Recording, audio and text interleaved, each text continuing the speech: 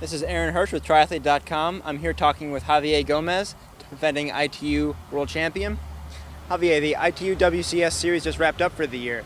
You had some high moments winning in Sydney, and you had some moments that weren't as good this year. What was your feeling on how your season went? Well, I think in general, it was a good season. I was at the podium at the end, third place. Obviously, I would have liked to win, but the Brownies both were really strong. So I'm happy with my third place. I had really good moments, like in Sydney when I won that race. I had good moments, like at the Sprint World Championships in Lausanne, Switzerland, when I got second. But Johnny was just too strong in that one.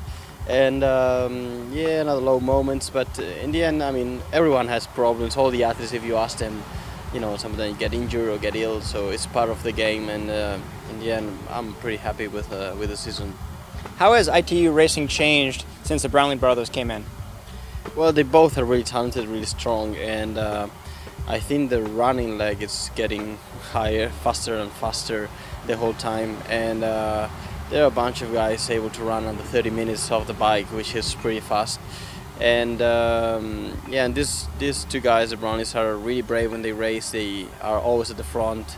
They are really good runners, but you cannot just stay on the back and wait for the run, because maybe they will try to attack on bike. You know, you never know what to expect from them. But they are not the only ones. They are really good athletes out there, and yeah. But it's a challenge for me trying to win the races. It's a lot of fun. What are your thoughts on the rough tactics that the British team employed in one of the ITU races this year? Yeah, it was the Europeans. Well, it was the actions of one single guy who I think was not correct. But the ITU already, you say it, yeah, well, he's not racing for 6 months, so, I mean, yeah, it's something that we don't like to see in our sport. I think it's a pretty clean sport, and there shouldn't be actions like that, but no, it's all fine. I don't think it was the British team or something from the Brownlees, but definitely it's not good to happen in this sport. So what do you think will be the deciding factor next year in the Olympic Games? You never know. I mean, the course is pretty flat. It looks like it's going to be a very fast run.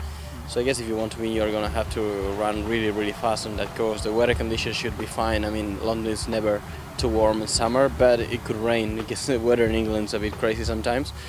But yeah, as I said, with the Brownies racing, you need to be aware and ready for everything. You know, anything could happen.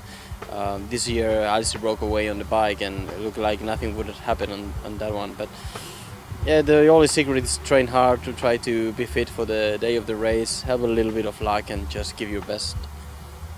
So just yesterday, you won the U.S. Open back in Dallas, and you've won the Los Angeles Tri in the past. You've had some success in non-drafting racing, and now you're out here watching the Ironman World Championship. Do you have any thoughts on entering non-drafting racing in the future?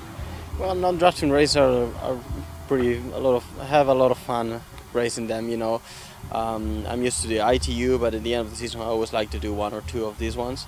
In the near future I will keep on racing ITU, especially until the Olympic Games is the main goal of next year. But yeah, why not try something different after the Olympic Games? And I could even do both, you know, ITU races and maybe some more non-drafting races, especially Olympic distance.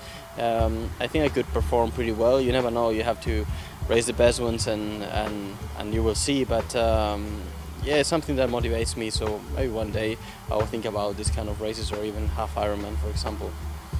Well, thank you very much. Enjoy your off season. Thank you. Thank you.